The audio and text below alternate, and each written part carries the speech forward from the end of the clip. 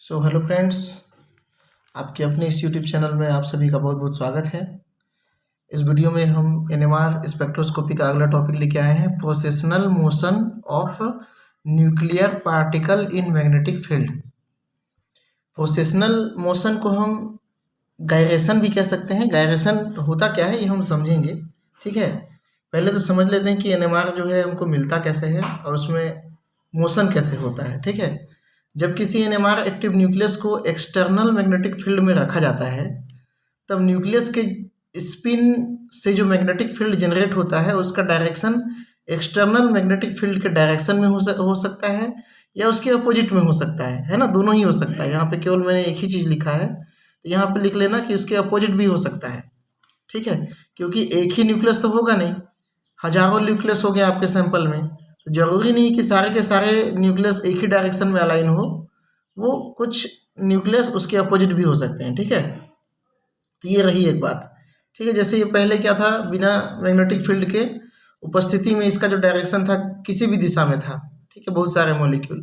लेकिन जैसे ही हम उसमें एन और एस सिरा अप्लाई करते हैं, यहाँ मैग्नेटिक फील्ड अप्लाई करते हैं, तो ये जो सारे के सारे मॉलिक्यूल होंगे वो क्या होंगे, सारे के सारे न्यूक्लियस होंगे वो एक ही डायरेक्शन में या उसके अपोजिट डायरेक्शन में अलाइन हो जाएंगे, जो कि मैग्नेटिक फील्ड के अलाइन होगा, मतलब उसी के समांतर होगा, या तो उसी दिशा में होगा या तो उसके अपोजिट दिशा में, ठीक है। तो इस तरह से एन पोल और साउथ पोल इसमें भी बन जाते हैं, नॉर्थ पोल साउथ पोल, ठीक है। तो इतना हमने पहले भी पढ़ चुका है, ठीक है। अब देखते हैं एनएमआर सिग्नल लेने के लिए इस अवस्था में, ये जो अवस्था है ना, इस अवस्था में रेडियो वेव क्या होता है, इलेक्ट्रोमैग्नेटिक रेडिएशन ही होता है, ठीक है। डाला जाता है सीधा, हम उसमें क्या करते हैं, इलेक्ट्रोमैग्नेटिक रेडिएशन डालते हैं। तब न्यूक्लियस में हम जब डालते हैं तो न्यूक्लियस अपना स्पिन को चेंज कर देता है। मतलब ये जो इसका स्पिन इस तरह से है, इसका स्पिन इस तरह से एंटी क्लॉकवाइज दिशा में, उसको क्या कर देगा, वो क्लॉकवाइज दिशा में कर देगा। तो एन पोल इधर आ जाएगा, साउथ पोल इधर आ जाएगा, ठीक है। तथा इसी एब्जॉर्प्शन प्रोसेस से सिग्नल मिलता है। ये जो स्पिन चेंज हुआ वो क्यों हुआ, लाइट के एब्जॉर्प्शन के कारण हुआ, रेडियो वेव के एब्जॉर्प्शन के कारण हुआ, ठीक है। अब हम देखते हैं, यहाँ पे हम तो कह रहे थे कि सीधा सीधा स्पिन करता है, लेकिन ये सीधा सीधा स्पिन नहीं करता, एक अक्ष में मौजूद होकर स्पिन नहीं करता है ना। इसका स्पिन ऐसे सीधा सीधा गोल गोल नहीं होता, बल्कि इसका स्पिन जो होता है गायरोमैग्नेटिक होता है, ऐसे, ठीक है। मैं दिखा पा रहा हूँ शायद, अगर इसका नीब को आप ध्यान दोगे तो ये कुछ इस तरह से मोशन करने को होगा। अगर इसको हम एन सिरा माने तो वो क्या होगा, इस तरह से गोल गोल मोशन करेगा और इस तरह से स्पिन भी करेगा, ठीक है। इस तरह से स्पिन करेगा, मतलब ये देखो, ये वाला ढक्कन जो है ये दिखा रहा है कि स्पिन हो रहा है, ये क्या होगा, गोल गोल होगा इस तरह से, ठीक है। चलो मैं इसको डायग्राम से समझाने का पूरा प्रयास करता हूँ। प्रोसेशनल मोशन क्या है, जब न्यूक्लियस में एक्सटर्नल मैग्नेटिक फील्ड अप्लाई किया जाता है तब न्यूक्लियस एक्सटर्नल मैग्नेटिक फील्ड की दिशा में अलाइन तो हो जाता है, परंतु इसका स्पिन क्या होता है, मोनो एक्सियल नहीं होता। मतलब ये एक्सिस है, केवल एक ही एक्सिस है, इसी में केवल ये घूम रहा है ऐसा नहीं है। मतलब ये क्या कर रहा है, इस एक्सिस में तो घूम रहा है, साथ साथ में और भी एक्सिस बनाते हुए घूम रहा है। जैसे ये क्या है, ये एक एक्सिस हो गया, यहाँ पे मैंने एक एक्सिस ऐसे डाल दिया, ठीक है, ऐसे डाल दिया, ठीक है। एक एक्सिस कैसे डाल दिया मैंने, ऐसे डाल दिया। तो अब रोटेशन कैसे होगा, ऐसे होगा। अब रोटेशन कैसे होगा, ऐसे होगा। तो ये सभी पॉसिबल एक्सिस में ये क्या करता है, एक कोन बनाते हुए रोटेट करता है। मैं कोन को आपको दिखाता हूँ, ठीक है। कोन देखेंगे तो समझ में आ जाएगा कि स्पिन कैसे हो रहा है। ये देखिए, ठीक है, यहाँ पे ये एक स्पिन था ऐसे, ठीक है। अब ये इसमें ऐसे स्पिन होगा, ऐसे स्पिन होगा, मतलब ऑल डायरेक्शन में क्या करेगा, ये स्पिन करेगा। और यहाँ पे क्या करेगा, इसका जो एन सिरा है, कभी यहाँ पे, कभी यहाँ पे, कभी यहाँ पे, कभी यहाँ पे, कभी यहाँ पे, कभी यहाँ पे, कभी कहाँ पे, ठीक है। ये एन सिरा क्या है, रोटेट करता है। ये वो अपना पोजीशन चेंज नहीं करेगा, अपना पोजीशन फिक्स रखेगा, लेकिन इसका जो मोशन होगा वो क्या होगा, अलग अलग डायरेक्शन में होने लगेगा।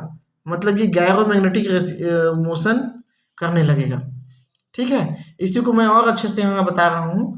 मतलब इसका जो यहाँ पे, अगर इसको हम बेस मान लें तो ये बेस क्या होगा, वृत्ताकार होगा, सर्कुलर होगा। इसका बेस अगर ये जो एन सिरा वाला है उसको हम ये मान लें, ये क्या होगा, सर्कुलर होगा, और ऑल जैसे ये हो गया कुछ इस तरह से सर्कुलर मोशन करेगा, इस तरह से, है ना, इस तरह से। इसको छोटा दिखाता हूँ मैं, इस तरह से। जहां मैं ये पकड़ा हूँ यहाँ पे क्या है, न्यूक्लियस है, और ये क्या कर रहा है, मोशन कर रहा है, और साथ में स्पिन भी कर रहा है ना, स्पिन भी कर रहा है, ये इस तरह से स्पिन करते हुए क्या कर रहा है, मोशन कर रहा है। तो इसको हम कहते हैं gyration, gyration of nucleus. Gyration मतलब वृत्ताकार कोण बनाते हुए क्या करता है, वृत्ताकार सर्कुलर बनाते हुए एक कोण का निर्माण करता है। कोण का जो टिप होता है वहां पे क्या होगा, न्यूक्लियस होगा, और जो उसका कोण निर्माण करेगा वो उसका डायरेक्शन होगा। ठीक है, ये कोण इतना बड़ा होगा नहीं, इसको यहाँ पे भी दिखा सकते हो, ये छोटा सा है। ठीक है, लेकिन समझने के लिए मैंने यहाँ पे क्या दिखाया है, थोड़ा इसको बड़ा दिखाया है। अब न्यूक्लियस काफी छोटा पार्टिकल है तो इसका कोण भी क्या होगा, छोटा ही बनेगा। ठीक है, अतः न्यूक्लियस क्या है, केवल एक एक्सिस में स्पिन नहीं करता, बल्कि वो प्रत्येक टाइम पे अपना एक्सिस को चेंज करते रहता है। कभी एक्सिस यहाँ है, कभी एक्सिस यहाँ है, कभी एक्सिस यहाँ है। ठीक है, तो इस प्रकार एक एंगुलर एक्सिस बनता है, इसको हम क्या कह सकते हैं, एंगुलर एक्सिस कहते हैं। इसी प्रकार के मोशन को पोसेशनल मोशन कहा जाता है। ठीक है, मतलब जब हम मैग्नेटिक फील्ड अप्लाई कर दिए तो केवल ये एक दिशा में संरेखित होकर स्पिन नहीं कर रहा है, बल्कि ये कई दिशा में चेंज होते हुए मोशन कर रहा है। ठीक है, क्या बोलना चाहिए, एंगुलर मोशन कर रहा है। ये जो मोशन है वो क्यों उत्पन्न हुआ, एक्सटर्नल मैग्नेटिक फील्ड के साथ न्यूक्लियस के इंटरेक्शन के कारण उत्पन्न हुआ है ना। इसे गायरेशन मोशन भी कहा जाता है, गायरेशन मोशन भी कहते हैं, दोनों सेम चीज है। ठीक है, गायरेशनल कहो या पोसेशनल कहो, दोनों ही एक जैसा है। अब एनएमआर सिग्नल में क्या फर्क पड़ेगा, अब एनएमआर सिग्नल कैसे हम लेंगे, देखो एनएमआर सिग्नल लेने के लिए हमको रेडियो वेव की आवश्यकता होती है। तो एक मेथड होता है जिसमें रेडियो वेव को हम क्या कर देते हैं, फिक्स कर देते हैं, उसके बाद मैग्नेटिक फील्ड के स्ट्रेंथ को बढ़ाते जाते हैं। तो जिस स्ट्रेंथ में वो न्यूक्लियस रेडियो वेव को एब्जॉर्ब कर लेता है, उसी कंडीशन में रेजोनेंस हो जाता है। रेजोनेंस हो जाता है मतलब उसका जो स्पिन है अल्फा स्पिन से बीटा स्पिन में चेंज हो जाता है। अल्फा स्पिन बीटा स्पिन मैंने बताया है पहले। ठीक है, अगर मैग्नेटिक फील्ड के डायरेक्शन में हो तो उसे हम अल्फा स्पिन कहेंगे, अपोजिट दिशा में हो तो उसे क्या कहेंगे, बीटा स्पिन कहेंगे। ठीक है, तो इलेक्ट्रोमैग्नेटिक रेडिएशन जैसे यहाँ पे आप समझ सकते हो, ये एक इलेक्ट्रिक फील्ड है जिसको मैंने ब्लैक से दिखाया है। ठीक है, और ये इसके ठीक परपेंडिकुलर क्या होता है, मैग्नेटिक फील्ड होता है इलेक्ट्रोमैग्नेटिक रेडिएशन में। ठीक है, तो ये क्या हो गया, मैग्नेटिक फील्ड। इलेक्ट्रिक फील्ड और मैग्नेटिक फील्ड यहाँ पे जनरेट होते हैं, इलेक्ट्रोमैग्नेटिक रेडिएशन में होते हैं। और यहाँ पे आप ये भी देखोगे कि जितने भी पॉइंट हैं उस पॉइंट में इसका भी क्या हो रहा है, एक्सिस चेंज हो रहा है, मतलब इसकी भी फ्रीक्वेंसी क्या हो रही है, चेंज हो रही है। ठीक है, तो इस तरह से इसका जो क्या बोलना चाहिए, इसको लिखा जा सकता है किस तरह से, इलेक्ट्रोमैग्नेटिक रेडिएशन में भी इलेक्ट्रिक फील्ड और मैग्नेटिक फील्ड एक दूसरे के परपेंडिकुलर होते हैं, तथा यह भी अपने मैग्नेटिक फील्ड को लगातार चेंज करते रहती है, कभी अप कभी डाउन, है ना, कभी ऊपर में चला गया कभी नीचे चला गया, कभी जीरो एक्सिस में जीरो भी हो गया। ठीक है, तो ये भी क्या करता है, अपने मैग्नेटिक फील्ड को चेंज करते रहता है। इस अवस्था में अगर इसकी फ्रीक्वेंसी को हम क्या मान लें, म्यू मान लें। ठीक है, तो ये आप याद रखना, ये किसकी फ्रीक्वेंसी है, इलेक्ट्रोमैग्नेटिक रेडिएशन की फ्रीक्वेंसी है। ठीक है, अब न्यूक्लियस भी इसी तरह से अपना मैग्नेटिक फील्ड को चेंज कर रहा है, कभी मैग्नेटिक फील्ड इस डायरेक्शन में, कभी मैग्नेटिक फील्ड इस डायरेक्शन में। तो क्या होगा, इसकी भी एक क्या होगी, निश्चित फ्रीक्वेंसी होगी। इसको हम क्या ले लेते हैं, न्यू नॉट ले लेते हैं। ठीक है, किसका है ये, किसकी फ्रीक्वेंसी है, इस न्यूक्लियस की फ्रीक्वेंसी है। ठीक है, मैं इसको थोड़ा सा बड़ा दिखा देता हूँ, न्यूक्लियस की फ्रीक्वेंसी है, तो उसको हम क्या दिखाए हैं, न्यू नॉट से। ठीक है, अब यहाँ पे क्या करना है, जब न्यूक्लियस का जो प्रोसेशनल मोशन कर रहा होता है उसकी फ्रीक्वेंसी तथा इलेक्ट्रोमैग्नेटिक रेडिएशन की फ्रीक्वेंसी, दोनों फ्रीक्वेंसी क्या हो, जब बराबर हो जाए तब रेजोनेंस हो जाता है, तब रेजोनेंस पॉसिबल हो जाता है। ठीक है, मतलब ये क्या है, न्यूक्लियस की मैग्नेटिक फ्रीक्वेंसी है, ये क्या है, इलेक्ट्रोमैग्नेटिक रेडिएशन की मैग्नेटिक फ्रीक्वेंसी है, या फिर इलेक्ट्रोमैग्नेटिक रेडिएशन की ही फ्रीक्वेंसी है। ठीक है, दोनों क्या हो जाता है, जब बराबर हो जाता है उस कंडीशन में यहाँ पे जो न्यूक्लियस है लाइट को एब्जॉर्ब करने लगता है और वो क्या कर जाता है, पलट जाता है, फ्लिप कर जाता है, उसी प्रोसेस को हम क्या कहते हैं, रेजोनेंस कहते हैं। यहाँ पे क्या हो जाएगा, रेजोनेंस डन हो जाएगा। ठीक है, तो इस कंडीशन में क्या होगा, डायरेक्शन इधर था एन, वो कहाँ चला जाएगा, एस। आफ्टर रेजोनेंस इसका स्ट्रक्चर ऐसा हो जाएगा। ठीक है, इस कंडीशन में न्यूक्लियस रेडियो वेव को एब्जॉर्ब करके अल्फा स्पिन से बीटा स्पिन में चेंज जाता है। पहले जो मैंने डायग्राम दिखाया था वो क्या था, अल्फा स्पिन का था, मतलब एक्सटर्नल मैग्नेटिक फील्ड के दिशा में ही, सेम दिशा में था। अब ये क्या है, उसके अपोजिट दिशा में है। तो ये अपोजिट दिशा वाला क्या हो गया, उसका एक्साइटेड स्टेट हो गया, समझ लो। इसका स्पिन क्या हो गया, पहले ऐसे था, अब क्या हो गया, ऐसे हो गया। अब ये क्लॉकवाइज हो गया। ठीक है, ऐसे हो गया, ऐसे ऐसे। जैसे ये मेरा उंगली है, इस डायरेक्शन में जा रहा है, तो मेरा अंगूठा इन नॉर्थ पोल को इंडिकेट करेगा, जो कि यहाँ पे है। ठीक है, ये क्या हो गया, नॉर्थ पोल। जैसे ये पेन अगर इस तरह से रोटेट कर रहा है क्लॉकवाइज, तो इसका जो नीब है वो क्या करेगा, नॉर्थ पोल को शो करेगा। तो यहाँ क्या है, nucleus is opposite direction to external magnetic field. और ये हायर एनर्जी लेवल है। हायर एनर्जी लेवल क्यों है, क्योंकि ये रेडिएशन एब्जॉर्ब कर चुका है, इसकी एनर्जी बढ़ गई है, तब जाके ये क्या हुआ है, फ्लिप हुआ है। ठीक है, ये तो था आपका, क्या बोलते हैं, आपका गायरेशन मोशन, या कह सकते हो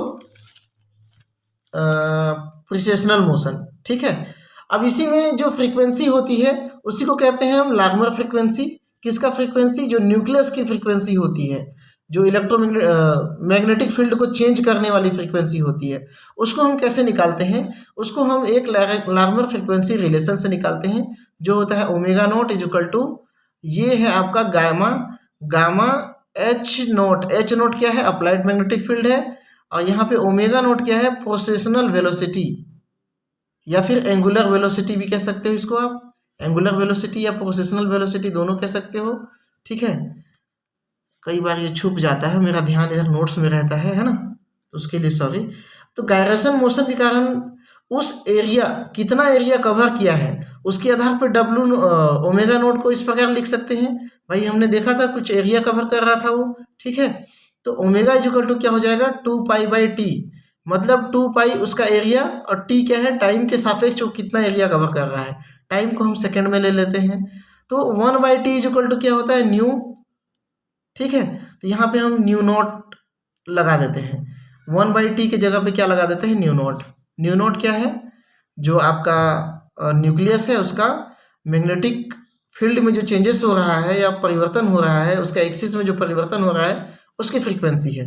ठीक है, यहाँ पे मैंने 2π को एरिया दिखाया है, 1/t को न्यू दिखाया है, न्यू नॉट है ये। ठीक है, और यही न्यू नॉट क्या है, लार्मर फ्रीक्वेंसी है। तो यहाँ से अगर हम न्यू की वैल्यू निकालना चाहेंगे, ओमेगा,